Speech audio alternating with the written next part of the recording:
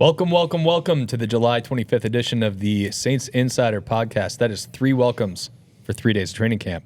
We are sitting here in the Saints Insider studio after watching our 3rd day of training camp practice for the New Orleans Saints. Fellas, are we staying hydrated?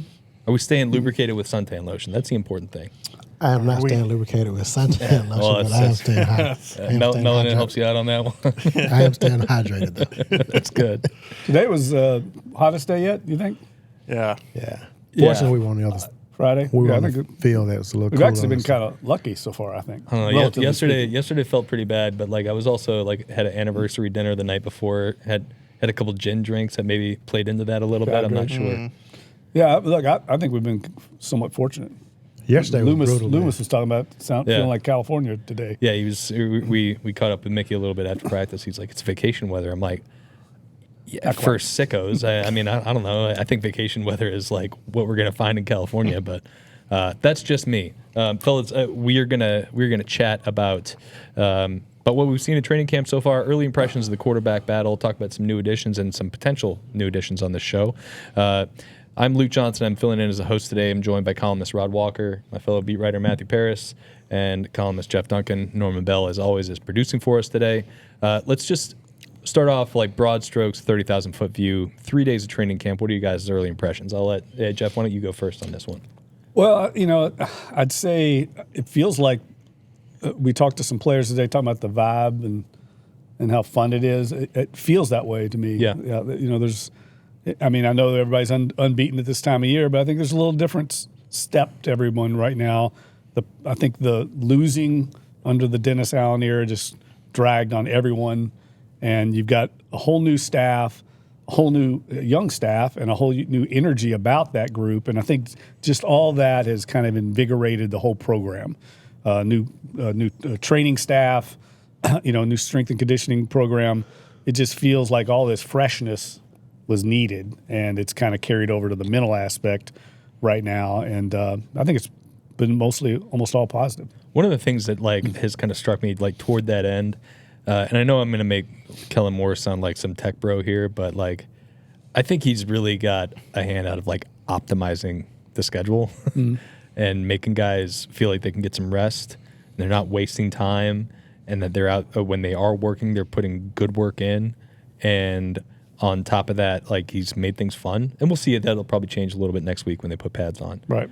But I do think that his youth is helping him in this spot so far. I think he's a really, really sharp guy who kind of has really an understanding of what these guys want and need, and that's paying dividends early on.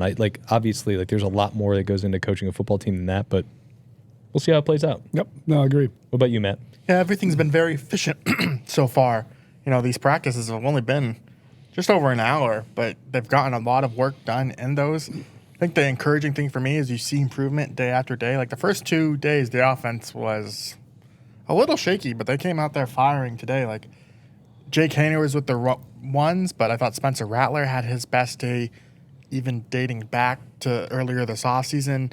Tyler Shuck during 7-on-7s had a hell of a ball to Juwan Johnson, and you just see these pieces starting to click a little bit. I think this quarterback competition is really competitive, and that's probably what stands out to me the most is these quarterbacks are pretty even right now in terms of just the day-to-day. There's no clear winner so far.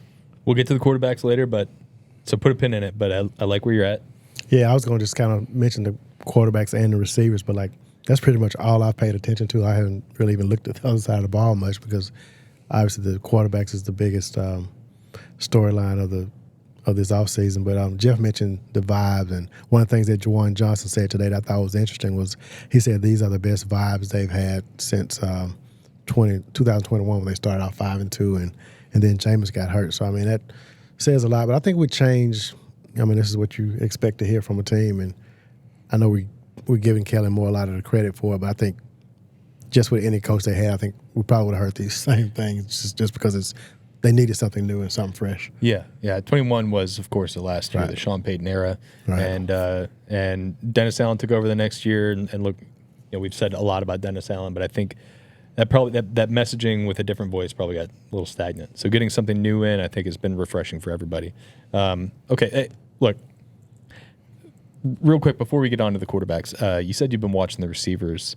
Do you still feel like they could use another body there? Because I think like we've seen some good stuff out of Juwan. Like we've seen the stuff out of Juwan you wanted to see out of Juwan. The stuff we always see out of Juwan this time of the year, right? It's true. Yeah. It's true. But like, you could talk yourself into it with a new coach coming in and new ideas for how to use them. So I don't know. How do you feel about the receivers? I feel like with Juwan, it'll be fine. And I know we're going to get to some other possible acquisitions later, so I won't get into that right now. But I think Juwan can probably handle that role that we were thinking they need a bigger receiver for. And if he does, maybe this offense will click a little bit. All right. Can the offense click with these quarterbacks? We don't know yet. But we are going to try to kind of suss out what we've seen through 3 days. Look, first day, Spencer Rattler took the reps of the first team. Second day was Tyler Shuck. Today was Jake Haener. I imagine when they go back out there on Sunday, they're off tomorrow. When they go back out there on Sunday, it'll be Rattler again. So, Matt, you kind of teed it up by saying you think it's been pretty even to this stage. Is that even for all three? Is that even for the two guys who were kind of really expecting to be competing for this? Yeah, I mean, I think Jake Haener has done enough to. The 3-man to me still feels more like a favor toward Jake Haener rather than like an outright like, wow, he's really inserted him in this competition. But I do think he's a talented quarterback, and I see why they're at least interested. I kind of think as it goes along, he'll probably fade into the background a little bit. I think it's been telling that on the days that Rattler hasn't been the starter, he's just been like the number 2. They see him. If I did have to pick a slight edge right now, I think I would give it to Rattler. He's been the most consistent one of the group. But each of these quarterbacks has just really nice moments where the ball gets out clean, the receiver makes a really nice catch, like the ball's on time. They all have talent. It's just a matter of who puts it all together. And I think Rattler so far has maybe had a leg up on that, but we saw him throw an interception and bounce back from that. But there hasn't been anything definitive so far. I kind of want to follow up on that real quick. That has been something that Kellen Moore is kind of focused in on. Is like he wants them to make mistakes now versus making mistakes in September against the Cardinals. I think it's probably a good thing for those mistakes to happen, for Spencer Rattler to try to throw a ball at the back of an end zone and instead leave it short so Quincy Riley picks it off, because then he has the opportunity to learn from that, right? Yeah. Yeah, no, I mean, today, was there only one penalty? The second day of practice, there were 2 straight false starts, then an incompletion from Rattler. The next group comes in, and it's a false start right away. And I think what's interesting is Kellen Moore is, this isn't all on the quarterback. Like, if the lineman commits a false start, they'll swap them in and out. Like, they're pulling these guys for one play to send a message. And even though Kellen Moore is young, relaxed, efficient, like, he still gets the messaging part of football. Yeah, and I would agree with you. Like, I think all this is kind of like the first furlong in the Kentucky Derby. Like the real running is going to start next week when they go to pads and we start really getting into like the quarterbacks were saying yesterday, receivers can get rerouted. There's the pass rush. There's just so much more to it when you add the pads and live contact.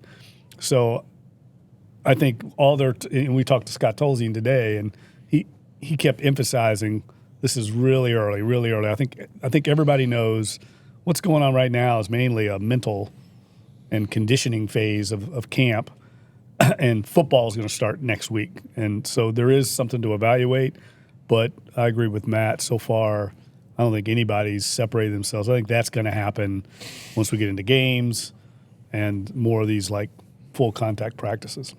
Yeah, I agree. I do think if the Saints had a game tomorrow, I think Spencer Rattler would be the starter. Yeah, I was going to say the same thing. But yeah, we've basically been watching flag football out there, so we'll see when the pads come on and Chase Young starts to. Your guy. Well, I will say, I told Rod this today. I think like the Jake Haener situation is not. I think you have to think about it through Kellen Moore's perspective.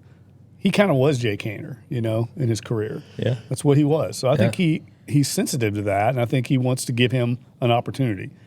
Now eventually he's going to have to make a decision because there's only so many reps.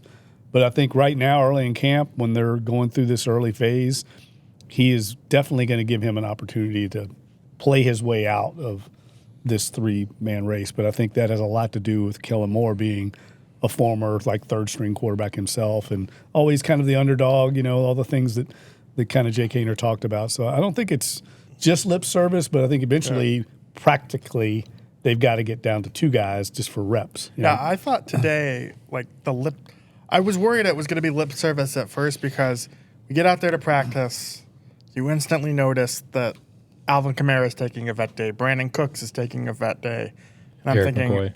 Eric McCoy, and you think, oh no, they're not giving Haener an actual opportunity if they're sitting all these guys, but he got a lot of run in 11-on-11s. They had the third period of them doing team drills. He got 6 reps in a row. That was what Rattler got his first day.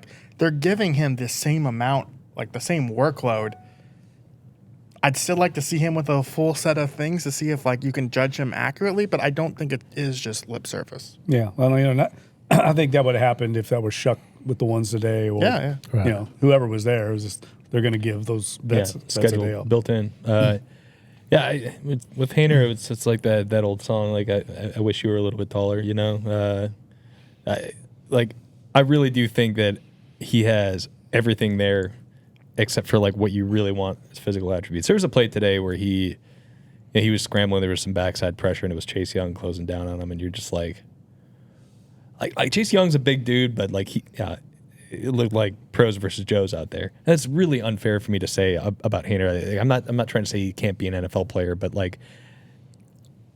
if the physical traits were just a little bit better with it, you'd get a lot more excited about it. But I think that's a really limiting factor for him. It's amazing that he's made it to this point where he's competing for a starting job in the NFL.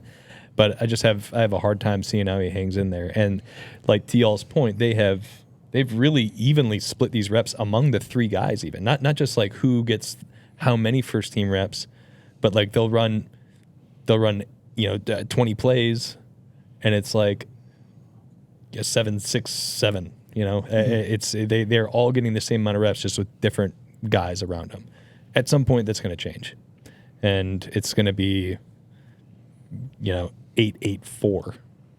And it's gonna start skewing toward the guys who are really ahead in the competition. And to me, that's still Rattler and Tyler Shuck. I think we'll see it one more time in pads, each one getting a turn. But after that, I think he makes some decisions. Say, okay, we got to trim this thing down. So yeah, and you could almost even use the first preseason game against the Chargers as okay, after this, cut it down to 2. But what happens if in the preseason game he lights it up and Jake Haener lights it up and has 3 touchdown passes? Right. I mean, then that's another data point. Then you're well, we need to carry this out a little bit longer. But at some point, you need to trim it down and start really getting those reps. But I'm out. saying maybe they trim one of the other guys. It's possible. Yeah. I think. Look, I think internally they want Shuck or Rattler just to outright emerge and win the job, and I think that will eventually happen organically. But at some point, if it doesn't, they are going to have to make a tough decision, just practically. Well, right. And look, if Haener goes out and earns the job, then he should have it. Right. Yeah, that's what happened. I mean, we all know. I mean, Taysom Hill was supposed to be he was in the building, right? He was going to be the successor to Drew Brees, and Jameis beat him out. And as a head coach, you have to honor that with your locker room and your team. You have to honor what happens on the field, or you lose the locker room. And I think will take place here too. Players are going to know, I think, more than likely who's the guy. Yeah. And I think that's a big factor that no one's talking about, is that factor of who do these players believe in? Who do they think can take them to where they want to go? I think that's a huge factor in this competition, because to what Matt's point, it's so close. I think it's going to come down to intangibles, because I don't think any of these guys is deficient as a passer. I mean, Haener was telling me yesterday, he goes, I've been on a lot of teams where guys can't. He goes, all three of us can throw the ball. Like, you know, I mean, and he probably said, like, yeah, I could go back and look at my tape. Look at that UCLA game. Go talk to a 3D QB coach. Yeah. I'm probably not going to do that, Jake. Probably not going to do that. Jake's a lot of fun to talk to. He is. He's the best. You know, we'll see what happens with that. You know, I'm glad they are giving him a shot. I do think at some point they got to trim it down. It's just logically, like you got to have the reps go to the guys who are really truly competing for the job. If one of them falls off early, some reps got to go away. I think every time they trim like the quarterback, they trim the sideburns first. Two, then they announce the starter. The goatee goes. You should just trim down as they trim down. I'll be in camp clean shaven. Yeah, no quarterback. Right. When Rasheed was talking today, though, you know, he did say, talking about the quarterback, he said both of them. Both. We don't know. We didn't ask him which two he was talking about, though. Poor Sheed. That's true. We should have followed up. All right, Hunter Decker and who? Let's shift gears a little bit here. Look, Saints signed a couple new vets earlier this week. They signed safety Julian Blackman. That's really right on the heels of Tyrann Mathieu retiring, and then they added Jonathan Bullard, who's probably I think 6 or 7 years in the league, maybe a little bit longer. He was a starter for the Minnesota Vikings last year. Never been really much of a pass rushing threat. I think 6.5 career sacks. But he's played a lot of football, and really his earliest football he played with Brandon Staley on the coaching staff with the Chicago Bears. So somebody they're familiar with, and somebody who I think was probably regarded as one of the better available free agent safeties, at least in terms of like youth and potential current and future impact in Julian Blackman. So we haven't seen a lot out of these guys so far. I think Blackman specifically has been running with the threes since he got here. But what do you guys make of the signings, and do you think, outside of the one we're going to talk about in a second, do you think potentially more on the table for the Saints? I think both those guys are going to start. You think they're going to start? Yeah. I think early down. Blackman, he's going to be an early rundown guy. Bullard? Bullard. Yeah, he's going to be. That's what I think they felt like. That's a huge hole they have. They need to fill at that one of those defensive end spots next to Godshaw, and he'll sub out, and then Blackman, no doubt, is the other starter next to Reed. He's just got to work his way into it. But right. I mean, free safety. I mean, he's coming off. You know, he's had some injury history, and I think he played with a torn labrum through 16 games last year. I mean, that's pretty impressive. But he's got skins on the wall. You know, 7 interceptions the last 2 seasons. I think that's a good pickup, I think. Yeah, and I was gonna be that. I mean, he's a guy with ball skills. Yeah, which is like you're replacing a guy in the lineup who gave you the ball skills at safety. So yeah, I asked Kellen Moore today when Tyrann Mathieu retires, like, are you looking for someone with like a similar skill set to, to withstand, to pick up with what you lost? And he said basically yes. You're always looking for talented players first, but you want someone who can do the types of things that Tyrann Mathieu did. And Julian Blackman is not nearly like the accomplished player that Tyrann Mathieu was. But not a lot of those out there. Not a lot of those out there. I think it is a smart signing. I'm going to kind of go the other way, though, Jeff. I want to see both of these guys, like, come on, take first-team reps before I'm, like, absolutely ready to say that they're going to be starters. Like, I think there are health questions with Blackman. I think defensive line is just really crowded in general right now. Like, Bullard, to me, feels a little bit more like what the Bears just did with Daniel Passanio, and just like bringing in someone who knows the coach or defensive coordinator in Dennis Allen's case, and or in Brandon Staley's case too. Like, there's familiarity there. I think he might just be like a rotational guy. Yeah, I don't know, but I think he's going to rotate out. Right, but like, I don't know if I don't know if he'll see the field all the time, or like. Well, just depends what they're in. Yeah, it depends on the situation. Yeah. I think early downs, like especially if you're facing a run heavy team. But is it only base? Like, I don't know. Well, I think probably yes, right? I think the sub packages are probably going to be. I think it's, if I'm like Nathan Shepard, I think that's a bad sign. Yeah. See what I'm saying?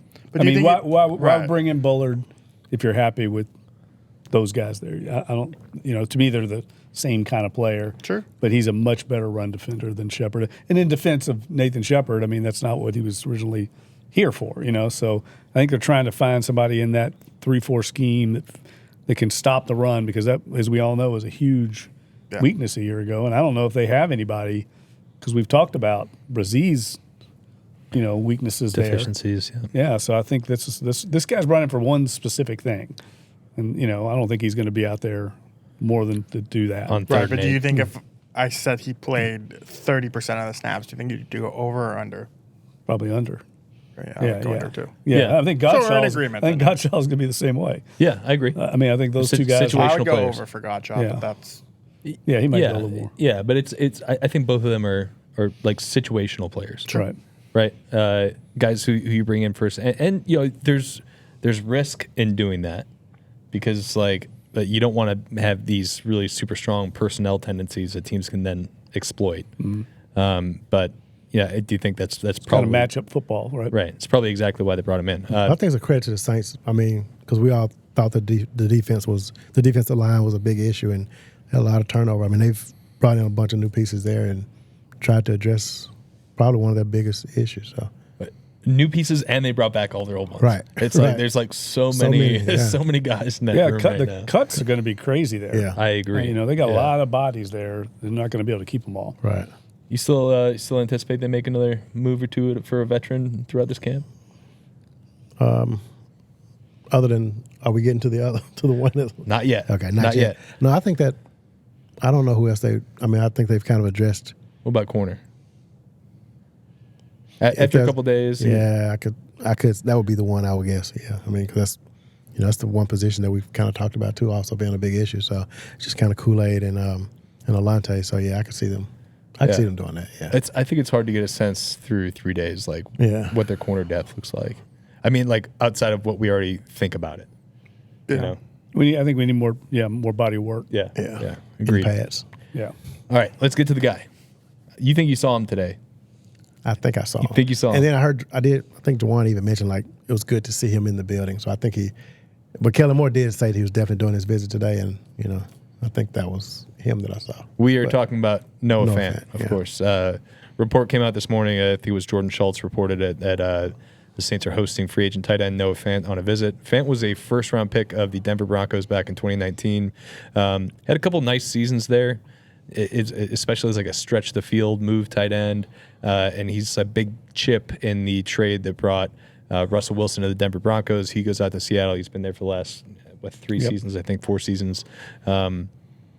Never has really materialized in a big way on the field. He's been a solid contributing tight end for his entire career. Puts up very similar numbers to Juwan. Yeah. Almost identical. It's kind of crazy. Do you know who had more yards last year? Juwan. Yeah, Juwan did. Juwan. But I think Fant's numbers last year were 48 catches for 500 yards and 1 touchdown.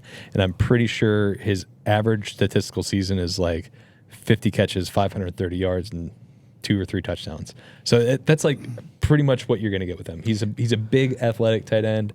He's a receiver, a receiving tight end. I don't know how much he's going to give you as a blocker. He's a very similar player to Juwan, but an interesting name at least.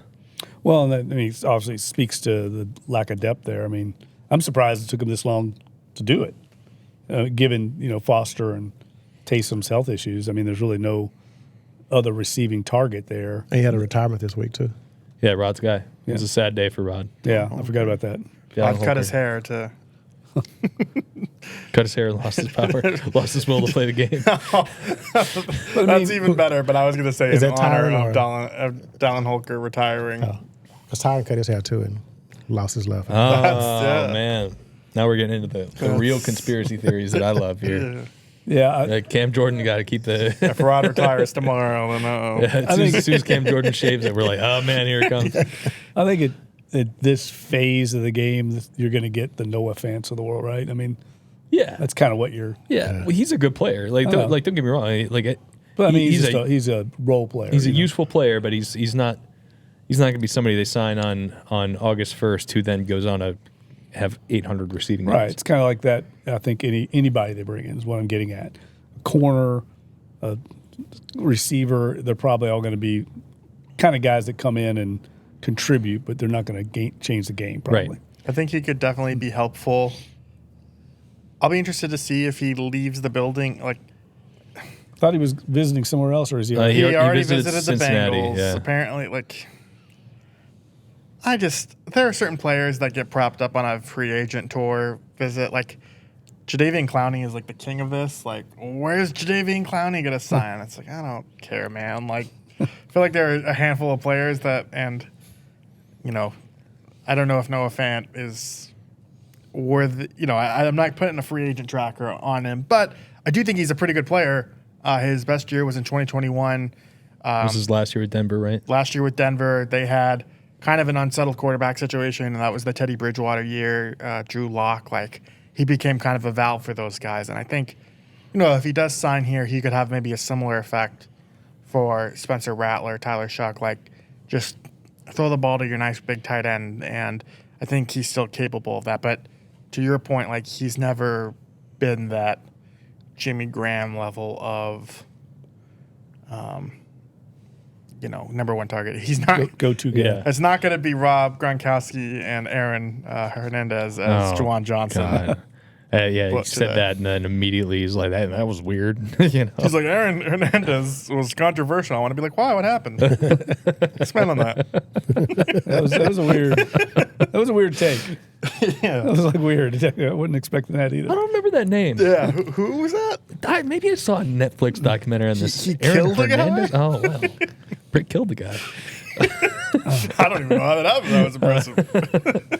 Anyways, I think that I think it'd be good to add another weapon to this pass catching room. But like again, I think it's not something that like drastically moves the needle. And to your point, that's not what you're going to get in August, unless you're like a contender who's adding the guy that does the one thing really, really like a Zadarius Smith or something like that. Right. Somebody who can really actually affect your pass rush. Zadarius Smith is not signing with the Saints. Right. He's going to go to a contender. Exactly. Yeah. So this is the kind of play. If the Saints could get a player like this, I think it'd be good. I think it raises their floor a little bit, but it's not something that makes flips a switch on. No, but he'll help this team because they're really For sure. hurting a tight end. Yeah. Right now because of injuries. All right. So Saints are off tomorrow, and we'll be back on Sunday. We've gotten like 3 glimpses of what they've got team wide. Anything that sticks out to you guys about the depth chart, like the way things are lining up right now? Anything that's kind of caught your eye on that? Yeah, I think I've been looking a lot at the defense because of the new scheme and seeing how where they're employing guys. And the one thing that has stood out, and a lot of guys have talked about it, is they're going to play a lot of 2 deep safeties, but one of those safeties is always going to be on the move. If you watch the way they play, where they employ their safeties, one of them is always coming down, but they're coming down late. So there's a lot of games that they play with their safeties. So they need, I think, experienced guys there. So it makes sense they'd go get Blackman to go along with Reed, because I think those guys are critical to his defense. And the other thing that's interesting is just how they're playing, rotating guys around right now in that front 7, trying guys at different spots. I've seen Shepard bouncing around a few places. They're kind of keeping Saunders, I think, on the nose for the most part. Right now, obviously this is no shock, but the starters outside are Granderson and Chase Young. So Cam Jordan, if he's going to start this year, is going to, I don't know, like that starting streak that he had going for so long, I think could come to an end this year. And he's probably already been told that, and obviously is fine with it. But that obviously stands out too. What about you, Rob? Yeah, for me, I know we kind of talked about the receiver position, and we know Olave and Rashid, but Mason Tipton caught a lot of passes. I think he had 5 or 6 catches today. Definitely his best day. He was the best player out there today. I felt. I think he had the best day of camp of anybody so far. By anybody on either side of the ball. Caught a bomb from Rattler in 7-on-7s. I think he probably caught like 4 or 5 passes in some. Yeah, a couple of diving one. Yeah. So somebody has to emerge as a third option, and right now I think he's probably not probably. I think he's been that guy so far. He's somebody who's like, I wrote him off so fast last year after he made the roster and just like never did anything, never produced in games, and that was something I couldn't really grasp because all Clint Kubiak wanted to do was stretch the field, and he was the guy who was the stretch the field, like beyond Sheed and everybody else. But like I don't know, maybe I was too quick to bail on him because we've seen him do it. We've seen him do it. Like he obviously needs to do it in games, but like there might be something there. Yeah, I mean he's got to just stack some days like that together. I mean I was thinking Bud Means was going to be that guy, and he still may be too. But I just think Tipton's really kind of impressed these first 3 days. Yeah, Bub was somebody who kind of came on slow last year too. Yeah. So it might be just ramping up a little bit. Yeah, Bub and Kevin Austin, who both showed flashes last year, have had really slow starts to camp. Kevin Austin had a few catches today, but the place that stands out for me is cornerback. And there are a lot of questions there, but I think the depth, Quincy Riley has had a really nice start to camp. Your guy had an interception off Rattler, and it seems like they're using him in multiple spots as well. Rico Payton had a really nice pass breakup the other day. Terrell Burgess, another guy, versatile. Jaden Price has caught my eye just because the he's price tall. is the price is right. Yes. Right. Since a column line. Yeah. I know. Yeah. That was fine. I changed it up a little bit. But. Yeah. I'll say that Riley, I think, has got a little Tavon Diggs in him. He's going to make some plays, and he's going to give some things up. I mean, he's the one that got beat by Tipton deep on a double move. And I saw Staley come over to him and kind of say, like, hey, forget about that. That's kind of BS. Like, they should be do double moves or something, was the implication I got at this stage of camp or something. He's like, forget about that. That was, something. But, Riley's a playmaker, but he's going to get picked on, especially early on like this. Yeah, I just think, like, the depth is maybe a little better than I thought it was going into camp, but that's all. I'm going to go running back. Oh, yeah, good one. Alvin Kamara didn't practice today, not because it was his birthday, probably just because it was scheduled off day for him. I think Kellen Moore has made it pretty clear that load management is going to be part of his system here, and how he approaches veteran players and keeping guys on the field. So we saw that a little bit with Alvin Kamara, and we saw it with a lot of veteran players last year. Every team does this, but no practice for Alvin Kamara today. So it was really, hey, let's find out who our guy is behind Alvin Kamara, because I really don't think they have any idea who that is right now. Yeah. I think they got to put the pads on there too. Yeah, exactly. And Clyde got the first reps of the ones today. Kendry Miller, like, you can just see it, just watching him move, like, you can see the talent there. I don't think that's the question with him. I think we've gone over that so many times on this show. Can he put that together? Cam Akers, I think, has had some moments where he looks really good moving with the football. I think he's lost weight, honestly. He looks a little bit smaller than I remember seeing him, which might be good for his explosiveness. I'm not sure. We'll see that with pads on. We still got Devin Neal to consider, who I think is another guy who's shown like some flashes, but again, no pads. You can't really know what's real.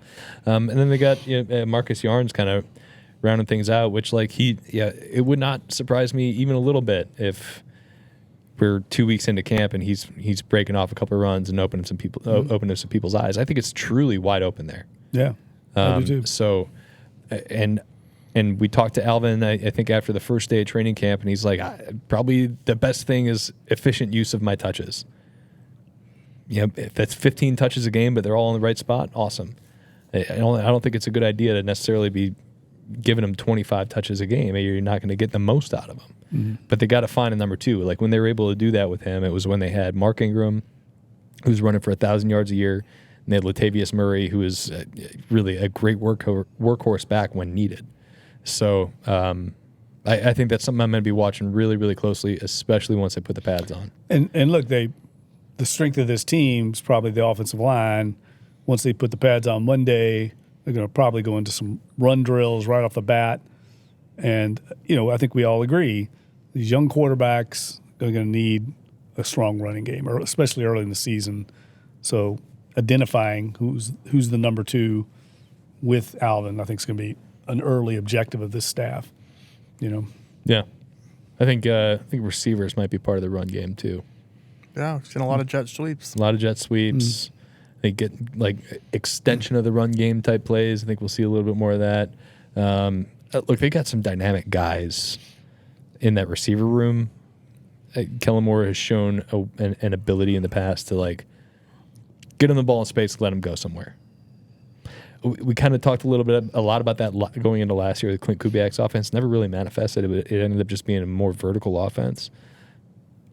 Maybe we'll see it this year. Mm-hmm. I mean, there was that really nice catch and run with Rashid today. It was set up by Julian Blackman taking a risk, diving for a pass he probably shouldn't have, and Rashid took it to the house. But curious if all that stuff ends up kind of working together. But they do, I think, need to identify somebody other than Alvin Kamara who can help out this run game. And I think we keep talking about Monday in the past, but I mean I think that's going to be a big step because these corners can get more physical. They can reroute guys.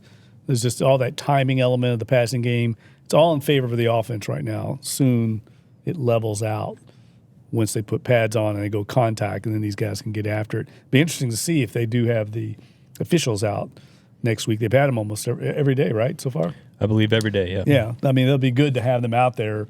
Maybe with the Debo gone, they can actually get play called without a flag flying. But, that's going to be a big thing to watch. Oh, such a great way to end it right there. All right, that has been our show today.